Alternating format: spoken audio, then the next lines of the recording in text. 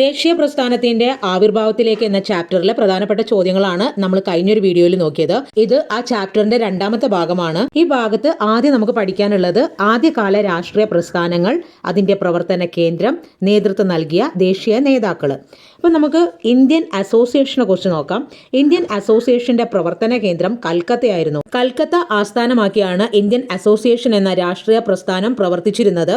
ആ സംഘടനയ്ക്ക് നേതൃത്വം കൊടുത്തവരാണ് സുരേന്ദ്രനാഥ ബാനർജി, ആനന്ദ മോഹൻ ബോസ്. 1876 ഇന്ത്യൻ അസോസിയേഷൻ സ്ഥാപിതമായത്. 1876. അടുത്തത് മദ്രാസ് മഹാജൻ സഭ. മദ്രാസ് മഹാജൻ സഭ മദ്രാസ് ആസ്ഥാനമായിട്ടാണ് പ്രവർത്തിച്ചിരുന്നത്. മദ്രാസ് മഹാജൻ സഭയ്ക്ക് നേതൃത്വം നൽകിയത് എം വീര രാഘവാചാരി, ജി സുബ്രഹ്മണ്യ അയ്യർ, ആനന്ദ ചാർലു തുടങ്ങിയവരാണ്. 1884 മദ്രാസ് മഹാജൻ സഭ എന്ന രാഷ്ട്രീയ പ്രസ്ഥാനം ആരംഭിച്ചത്. അടുത്തത് ബോംബെ പ്രസിഡൻസി അസോസിയേഷൻ.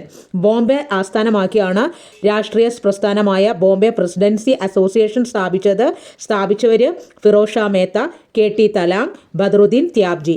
വർഷം 1885. അന്നത്തെ രാഷ്ട്രീയ സംഘടനകൾക്കൊന്നും അഖിലേന്ത്യാ സ്വഭാവം ഉണ്ടായിരുന്നില്ല. അതുകൊണ്ട് തന്നെ ഇവയുടെ പ്രവർത്തനം ചില പ്രവിശ്യകളിലോ പ്രദേശങ്ങളിലോ മാത്രമായിട്ടാണ് ഒതുങ്ങിയത്. ധനികരുടെയും മധ്യവർഗത്തിന്റെയും നേതൃത്വത്തിലുള്ള ഇത്തരം സംഘടനകൾക്ക് ബഹുജനങ്ങളെ രാഷ്ട്രീയമായി ബോധവൽക്കരിക്കാൻ സാധിച്ചില്ല.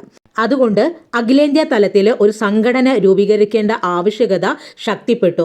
അങ്ങനെയാണ് 1885 ഡിസംബർ 28 INC അഥവാ ഇന്ത്യൻ നാഷണൽ കോൺഗ്രസ് എന്ന സംഘടന രൂപീകൃതമായത്. Indian National Union AO Hume സ്ഥാപിച്ച ഇന്ത്യൻ നാഷണൽ യൂണിയനും ഇന്ത്യൻ അസോസിയേഷന്റെ ഒരു ഭാഗവും ചേർന്നാണ് 1885 ഇന്ത്യൻ നാഷണൽ കോൺഗ്രസ് രൂപീകരിച്ചത്. ഇന്ത്യൻ നാഷണൽ കോൺഗ്രസ് സ്ഥാപിച്ചത് അലൻ ഒക്ടേവിയൻ ഹ്യൂമാണ്. WC ബാനർജി ആയിരുന്നു INCയുടെ ആദ്യ അധ്യക്ഷൻ. വോമേഷ് ചന്ദ്ര ബാനർജി. ഇന്ത്യൻ നാഷണൽ കോൺഗ്രസിന്റെ ആദ്യകാല നാമം ഇന്ത്യൻ നാഷണൽ യൂണിയൻ എന്നായിരുന്നു. 1884 ഇന്ത്യൻ നാഷണൽ യൂണിയൻ സ്ഥാപിച്ചത് AO ഹ്യൂമാണ്, അലൻ ഒക്ടേവിയൻ ഹ്യൂം. INCയുടെ ആദ്യ പ്രസിഡന്റ് വോമേഷ് ചന്ദ്ര ബാനർജി ആയിരുന്നു. 1885 1892 വോമേഷ് ചന്ദ്ര ബാനർജി ആയിരുന്നു കേട്ടോ. 2 പ്രാവശ്യം കോൺഗ്രസ് പ്രസിഡന്റായ ആദ്യ വ്യക്തി വോമേഷ് ചന്ദ്ര ബാനർജി ആയിരുന്നു. WC ബാനർജി. INCയുടെ രൂപീകരണ യോഗത്തിൽ പങ്കെടുത്തത് 72 പേരാണ്. ബോംബെയിലെ ഗോകുൽദാസ് തേജ്പാൽ സംസ്കൃത കോളേജിൽ വെച്ചാണ് INC രൂപീകൃതമായത്. 1885 ഡിസംബർ 28. ഇന്ത്യൻ നാഷണൽ കോൺഗ്രസിന് ആ പേര് നിർദ്ദേശിച്ചത് ദാദാഭായ് നവറോജിയാണ്. ഇന്ത്യൻ നാഷണൽ കോൺഗ്രസിന്റെ ആദ്യ സമ്മേളനം നടത്താൻ തീരുമാനിച്ചിരുന്നത് പൂനെ ആയിരുന്നു. പ്ലാഗ് പടർന്നു പിടിച്ചതുകൊണ്ടാണ് ഈ ഒരു സമ്മേളനം ബോംബെയിലേക്ക് മാറ്റിയത്. അടുത്തതായി നമുക്കിവിടെ പഠിക്കാനുള്ളത് ഇന്ത്യൻ നാഷണൽ കോൺഗ്രസിന്റെ പ്രഖ്യാപിത ലക്ഷ്യങ്ങളെക്കുറിച്ചാണ്. ഇന്ത്യയുടെ വിവിധ ഭാഗങ്ങളിലെ രാഷ്ട്രീയ പ്രവർത്തകർക്കിടയിൽ സൗഹൃദ ബന്ധം വളർത്തുക എന്നതായിരുന്നു INCയുടെ ആദ്യത്തെ പ്രഖ്യാപിത ലക്ഷ്യം. ഇന്ത്യയുടെ വിവിധ ഭാഗങ്ങളിലെ രാഷ്ട്രീയ പ്രവർത്തകർക്കിടയിൽ സൗഹൃദ ബന്ധം വളർത്തുക. ജാതിയുടെയോ മതത്തിന്റെയോ പ്രവിശ്യയുടെയോ വ്യത്യാസമില്ലാതെ ദേശീയ ഐക്യബോധം വളർത്തുകയും ഉറപ്പിക്കുകയും ചെയ്യുക. പൊതു ആവശ്യങ്ങൾക്ക് രൂപം നൽകുകയും അവ ബ്രിട്ടീഷ് ഗവൺമെന്റിന് മുൻപാകെ അവതരിപ്പിക്കുകയും ചെയ്യുക. രാജ്യത്ത് പൊതു അഭിപ്രായം രൂപീകരിക്കുകയും ജനങ്ങളെ സംഘടിപ്പിക്കുകയും ചെയ്യുക. അഖിലേന്ത്യാ മത്സര പരീക്ഷകൾക്ക് ഇന്ത്യയിലും കേന്ദ്രങ്ങൾ അനുവദിക്കുക. ഇതായിരുന്നു INCയുടെ പ്രഖ്യാപിത ലക്ഷ്യങ്ങൾ. INCയുടെ പ്രധാനപ്പെട്ട നേതാക്കളായിരുന്നു ദാദാഭായ് നവറോജി, സുരേന്ദ്രനാഥ ബാനർജി, ഫിറോസ് ഷാ മേത്ത, ബദറുദ്ദീൻ ത്യാബ്ജി, ഗോപാലകൃഷ്ണ ഗോഖലെ, ബാലഗംഗാധര തിലക്, P. ആനന്ദ ചാർലു, RC ദത്ത്, ആനന്ദ മോഹൻ ബോസ് തുടങ്ങിയവർ. അടുത്തത് ഇവിടെ ഒരു കൊട്ടേഷൻ തന്നിട്ടുണ്ട്. ഐക്യ ബംഗാൾ ഒരു ശക്തിയാണ്. ബംഗാൾ വിഭജിക്കപ്പെട്ടാൽ ശക്തി ക്ഷയമുണ്ടാകും. കോൺഗ്രസ് നേതാക്കന്മാരുടെ തോന്നൽ ഇതാണ്. അവരുടെ ആശങ്ക പൂർണ്ണമായും ശരിയാണ്. ബംഗാൾ വിഭജിക്കാനുള്ള പദ്ധതികളുടെ മേന്മകളിലൊന്ന് ഇത് തന്നെയാണ്. നമ്മുടെ മുഖ്യ ലക്ഷ്യങ്ങളിലൊന്ന് നമ്മുടെ ഭരണത്തിൻ്റെ എതിരാളികളെ ഭിന്നിപ്പിക്കുകയും അതുവഴി എതിർക്കുന്ന സംഘടനയെ ദുർബലമാക്കുകയുമാണ്. ഇങ്ങനെ പറഞ്ഞത് H.H. റിസ്ലെ ആണ് ഇപ്രകാരം പറഞ്ഞത്. ഇന്ത്യ ഗവൺമെന്റിന്റെ ആഭ്യന്തര സെക്രട്ടറി ആയിരുന്നു റിസ്ലെ. ഇന്ത്യൻ ഗവൺമെന്റിന്റെ ആഭ്യന്തര സെക്രട്ടറി ആരായിരുന്നു? റിസ്ലെ. അടുത്തത് സർ സി ശങ്കരൻ നായരെ കുറിച്ച് ഇവിടെ പഠിക്കാനുണ്ട്. ഇന്ത്യൻ നാഷണൽ കോൺഗ്രസിന്റെ അധ്യക്ഷനായ ആദ്യ മലയാളിയായിരുന്നു സർ സി ശങ്കരൻ നായർ, ചേറ്റൂർ ശങ്കരൻ നായർ. 1897 അമരാവതി കോൺഗ്രസ് സമ്മേളനത്തിലാണ് ഇദ്ദേഹം കോൺഗ്രസിന്റെ അധ്യക്ഷ പദവി അലങ്കരിച്ചത്. അപ്പോൾ ഇവിടുന്ന് ഒരു ചോദ്യം വരാം. 1897 അമരാവതി കോൺഗ്രസ് സമ്മേളനത്തിൽ ഇന്ത്യൻ നാഷണൽ കോൺഗ്രസിന്റെ അധ്യക്ഷനായ ആദ്യ മലയാളി ആരാണ്? Sir C Sankaran Nair. ഇന്ത്യയിൽ കോൺഗ്രസിൻ്റെ രൂപീകരണത്തോടെയാണ് ദേശീയ പ്രസ്ഥാനം ശക്തിപ്പെട്ടത്. അതുകൊണ്ട് തന്നെ ആ ഒരു ശ്രമങ്ങളെ എങ്ങനെ പരാജയത്തിലേക്ക് കൊണ്ടുപോകാമെന്നാണ് ബ്രിട്ടീഷുകാർ ചിന്തിച്ചത്. അതിൻ്റെ ഫലമായിട്ടാണ് ബംഗാൾ വിഭജനം ബ്രിട്ടീഷുകാർ നടപ്പിലാക്കിയത്. ബംഗാളിനെ കിഴക്കൻ ബംഗാൾ എന്നും പടിഞ്ഞാറൻ ബംഗാൾ എന്നും രണ്ടായിട്ട് വിഭജിച്ചു. കിഴക്കൻ ബംഗാൾ മുസ്ലിം ഭൂരിപക്ഷ പ്രദേശവും പടിഞ്ഞാറൻ ബംഗാൾ ഹിന്ദു ഭൂരിപക്ഷ പ്രദേശവുമായിരുന്നു. ബംഗാൾ വിഭജനം നിലവിൽ വന്ന വർഷം 1905 ഒക്ടോബർ 16. 1905 ഒക്ടോബർ 16 ബംഗാൾ വിഭജനം നിലവിൽ വന്നത്. ബംഗാൾ വിഭജനം നിലവിൽ വന്ന ദിവസം ജനങ്ങൾ തെരുവിലൂടെ ആലപിച്ച് നടന്ന ദേശഭക്തിഗാനമാണ് അമർ സോണാർ ബംഗ്ല. അമർ സോണാർ ബംഗ്ല എന്ന ഗാനം രചിച്ചത് ടാഗോറാണ്, രവീന്ദ്രനാഥ ടാഗോർ. ഇത് പിന്നീട് സ്വദേശി പ്രസ്ഥാനം എന്ന പേരിലാണ് അറിയപ്പെട്ടത്. ഇന്ത്യൻ ദേശീയ പ്രസ്ഥാനത്തിന് ശക്തമായ കുതിച്ചുചാട്ടമുണ്ടായത് സ്വദേശി പ്രസ്ഥാനത്തിൻ്റെ വരവോടുകൂടിയാണ്. സ്വദേശി പ്രസ്ഥാനത്തിൻ്റെ പ്രധാനപ്പെട്ട രീതി ബ്രിട്ടീഷ് വസ്തുക്കളുടെ ബഹിഷ്കരണവും തദ്ദേശീയ വസ്തുക്കളായാലും അതിനെ പരിപോഷിപ്പിക്കുക എന്നതായിരുന്നു. സ്വാശ്രയം എന്നതായിരുന്നു സ്വദേശി പ്രസ്ഥാനത്തിൻ്റെ പ്രധാന ആശ്രയം. സ്വദേശി വ്യവസായങ്ങളും മറ്റ് സംരംഭങ്ങളും വിജയിപ്പിക്കുക എന്നതാണ് ഇതിൻ്റെ അർത്ഥം. ബ്രിട്ടീഷ് ഉൽപ്പന്നങ്ങൾ ബഹിഷ്കരിക്കുകയും അങ്ങനെ സർക്കാരിന് കച്ചവടത്തിലൂടെ ലഭിക്കുന്ന വരുമാനം ഇല്ലാതാക്കുകയുമായിരുന്നു സമരത്തിൻ്റെ ലക്ഷ്യം.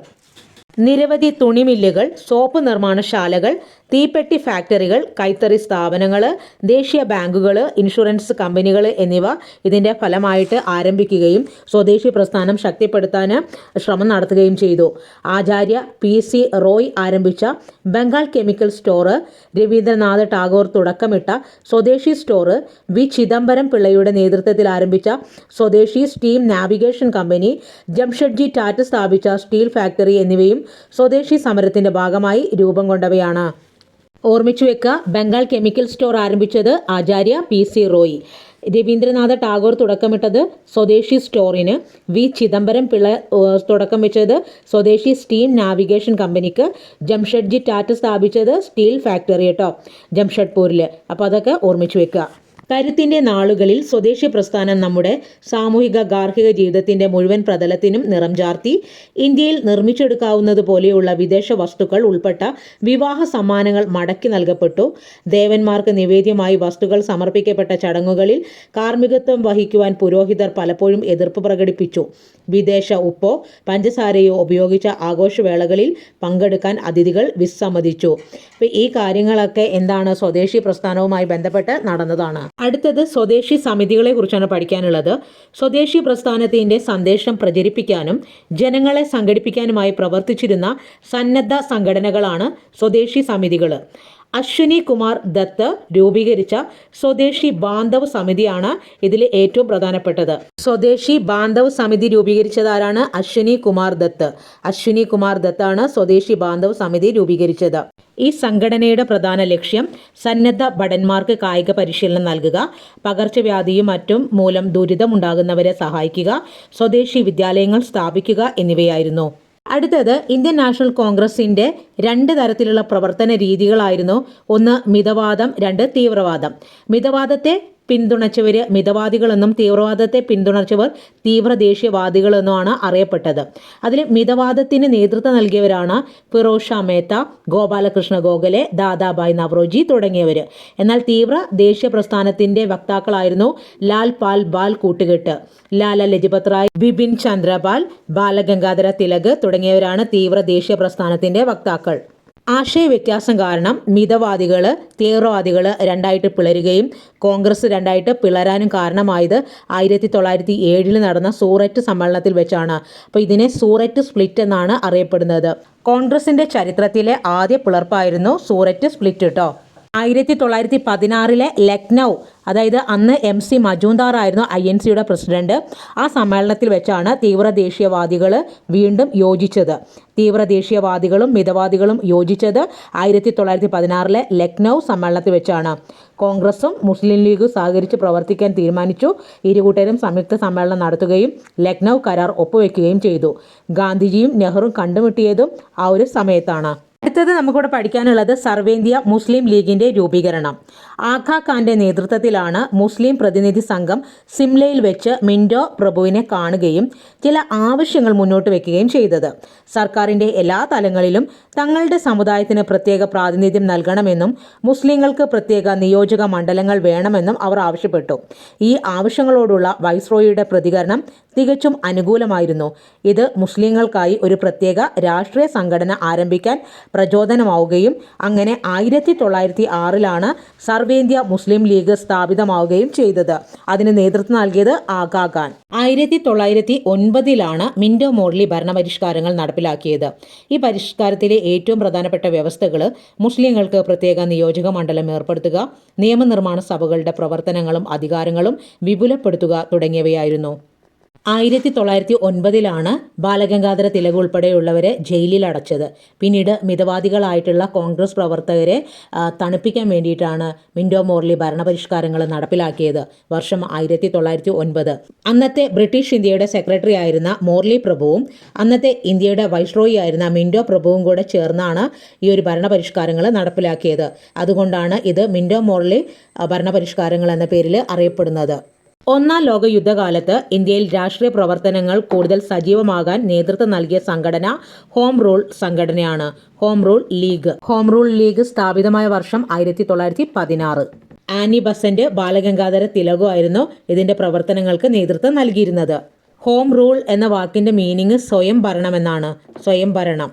ആനി ബസന്റിനെ ജയിലിൽ അടച്ചെങ്കിലും 1917 കൽക്കത്ത സമ്മേളനത്തിൽ കോൺഗ്രസിന്റെ അധ്യക്ഷയായി തിരഞ്ഞെടുക്കപ്പെട്ടത് ആനി ബസന്റ് ആയിരുന്നു. 1917 കൽക്കത്ത സമ്മേളനത്തിൽ. ഇനി ഇവിടെ ഓർമ്മിച്ചു വെക്കുക, ഇന്ത്യൻ നാഷണൽ കോൺഗ്രസിന്റെ അധ്യക്ഷയായ ആദ്യ വനിത ചോദിച്ചാൽ ആനി ബസന്റ് ആണ്. അപ്പോൾ ഇന്ത്യൻ വനിത ചോദിച്ചാൽ അത് സരോജിനി നായിഡു ആണ്. 1916 കോൺഗ്രസ് സമ്മേളനം നടന്നത് ലക്നൌവിൽ വെച്ചായിരുന്നു. ഈ സമ്മേളനത്തിൽ വെച്ചാണ് മിതവാദികളും തീവ്രദേശീയവാദികളും തമ്മിൽ ഒരുമിച്ച്. കൂടെ സർവേന്ത്യ മുസ്ലിം ലീഗും ഈ സമ്മേളനത്തിൽ ഒന്നിച്ച് പ്രവർത്തിക്കാൻ തീരുമാനിച്ചു. അങ്ങനെയാണ് 1916 ലക്നൗ ഉടമ്പടി ഒപ്പുവെച്ചത്.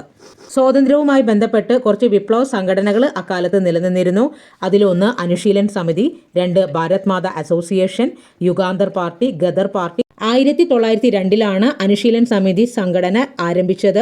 ബംഗാൾ ആസ്ഥാനമായിട്ടാണ് പ്രവർത്തിച്ചത്.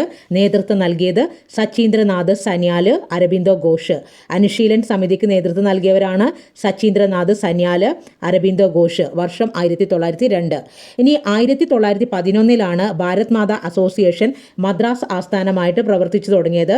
അതിന് നേതൃത്വം നൽകിയത് നീലകണ്ഠ ബ്രഹ്മചാരി, വഞ്ചി അയ്യർ, അജിത് സിംഗ് തുടങ്ങിയവർ. 1906 യുഗാന്തർ പാർട്ടി ആരംഭിച്ചത്. ബംഗാൾ ആസ്ഥാനമായിട്ടാണ് പ്രവർത്തിച്ചത്. Rash Bihari boss, Khudiram boss എന്നിവരാണ് നേതൃത്വം നൽകിയത്. 1913 ഗദർ പാർട്ടി ആരംഭിച്ചത്. അമേരിക്കയിലാണ് അത് രൂപീകരിച്ചത്. നേതൃത്വം നൽകിയത് ലാല ഹർദയാൽ. അപ്പോൾ ഈ ഒരു പാഠഭാഗത്തെ മുഴുവൻ ചോദ്യോത്തരങ്ങൾ നമ്മൾ നോക്കി. അപ്പോൾ നന്നായിട്ട് പഠിക്കാം. വീഡിയോ ഉപകാരപ്പെട്ടാൽ ലൈക്ക് ചെയ്യുക, നിങ്ങളുടെ അഭിപ്രായങ്ങൾ അറിയിക്കുക. താങ്ക്